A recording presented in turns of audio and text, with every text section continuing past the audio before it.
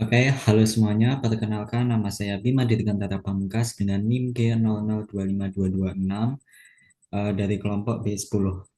Nah, jadi kali ini saya akan membahas mengenai tiga soal, yaitu alur perjalanan oosit dari ovarium menuju ke ovumoteri, dan yang kedua adalah lokasi fertilisasi yang paling banyak terjadi, dan yang terakhir adalah mengenai fornik posterior, yang dimana dihubungkan dengan kondisi koldosentesis dan kolpotomi. Eh, Oke, nah jadi yang pertama dulu yaitu bentar, perjalanan oosit. Nah, jadi perjalanan oosit yang dimulai dari ovarium menuju kavum uteri, yang dimana pada ovarium terjadi ovulasi, sehingga nanti oosit spermia itu bakal dilepaskan dari folikel di gerah, yang dimana nanti terjadi lonjakan hormon LH, dan oosit ini dikelilingi oleh corona radiata.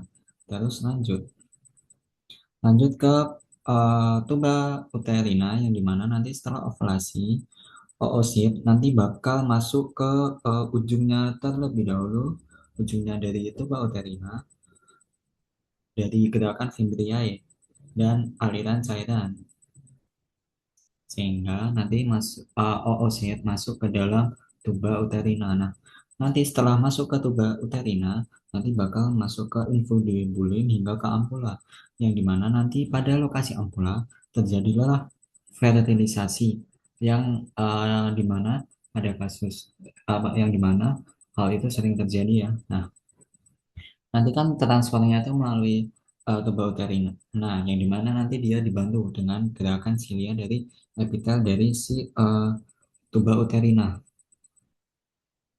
Nah, serta nanti juga dibantu dengan kontraksi dari otot polos. Nah, nanti pada ampula, ampula sini nanti bakal terjadi perubahan menjadi zigot. Nah, nanti masuk ke arah uterus, yang dimana nanti zigot bakal mengalami pembelahan sel dari 2 sel menjadi 4 sel menjadi 8 sel. Nah, nanti bakal menjadi morula ya. Ini dia. Nah, nanti masuk ke kavum uteri. Nah, masuk ke kavum uteri sekitar hari keempat atau hari kelima, yang dimana nanti morula ini bakal menjadi blastokista. Blastokista itu lebih pasalnya dia lebih banyak ya. Nah, nanti blastokista dia itu bakal menempel pada endometrium, yang biasanya terjadi pada hari ke-6 dan hari ke-7 setelah fertilisasi. Nah, kurang lebih seperti itu. Terus lanjut yaitu lokasi fertilisasi yang sering terjadi. Nah, seperti yang sudah saya jelaskan sebelumnya tadi, lokasi fertilisasi yang sering terjadi di ampula. Nah, ampula dari tuba uterina, yang dimana eh, ampula, mengapa terjadi di ampula tuba uterina? Karena dia itu paling lebar. Nah, lihat, dia itu paling lebar ketimbang saluran lainnya. Nah, selain itu, selain memiliki diameter yang lebih lebar, yang dimana nanti oosit bakal ketemu dengan sperma, hal itu juga didukung oleh lingkungan, yang dimana lingkungannya itu lingkungan mukosa dan cairan tubanya itu optimal untuk gamet tersebut. Selain itu juga dari gerakan peristaltik dan juga silia, yang bakal membantu pertemuan dari oosit dan juga sperma. Nah, jadi banyak yang miss ya, yang dimana biasanya orang-orang awam itu fertilisasi terjadi pada uterus. Ya, sebenarnya itu terjadi pada ampula tuba uterina. Nah, terus lanjut yaitu daerah fornik posterior. Terus kaitkan dengan prosedur kuldosentesis dan pulpotomi. Oke, sebenarnya nanti saya jelaskan tanpa menggunakan satu gambar saja ya. Yang dimana fornik posterior dulu. Fornik posterior vagina, yang dimana dia itu cekungan kan. Eh, Dia itu cekungan. Nah, itu bentuknya cekungan nih. Cekungan yang paling dalam di sekitar cervix, yang dimana letaknya itu pada bagian belakang. Nah, dia itu dekat apa? Dia itu dekat dengan cavum peritoneum, yang dimana dia berhubungan langsung dengan excavatio recto uterina. Itu biasanya cavum Douglas ya. Nah, jadi fornix posterior dia itu merupakan lokasi paling dalam dalam vagina, yang dimana dia bakal tempat berkumpulnya cairan cairan seperti apa, darah, nanah, atau cairan lainnya ya.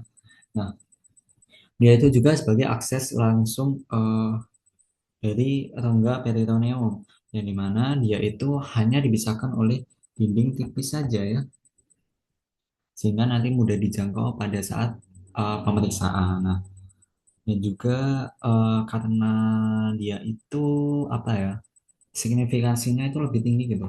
Jadi dia itu paling mudah diakses dan juga paling eh, prosedurnya itu memiliki tingkat keefektifan itu salah satu yang paling tinggi gitu. Nah, terus tadi kaitkan dengan prosedur apa tadi? Kuldosentesis sama kolpotomi. Nah, kuldosentesis dia itu tindakan aspirasi cairan melalui fornix posterior. Nah, dia itu bakal mengambil cairan pada cavum Douglas. Nah, biasanya itu buat apa? Dia biasanya itu buat semisal kehamilan ektopik atau infeksi pada pelvis. Nah, terus mengapa kok harus pakai fornix posterior? Karena dia paling dekat dengan tempat berkumpulnya cairan, dan juga dia akses tercepat ya. Selain itu juga dia meminimalisir lah terjadi kesalahan ataupun kemungkinan kerusakan pada bagian lain gitu. Nah, terus kalau kolpotomi itu apa? Nah, kolpotomi dia itu sayatan pada fornix posterior, yang dimana tujuannya itu adalah drainase dari abses pelvis, pengambilan cairan, dan misal pembedahan ya, kurang lebih seperti itu. Nah, jadi misal keunggulannya apa? Dia itu lebih cepat, lebih minimal gejala, sorry, lebih minimal apa ya, invasif lah gitulah, dan dia memanfaatkan hubungannya dengan ekskavatio rectoterina. Jadi dia jalur bedah dengan akses yang paling mudah ya.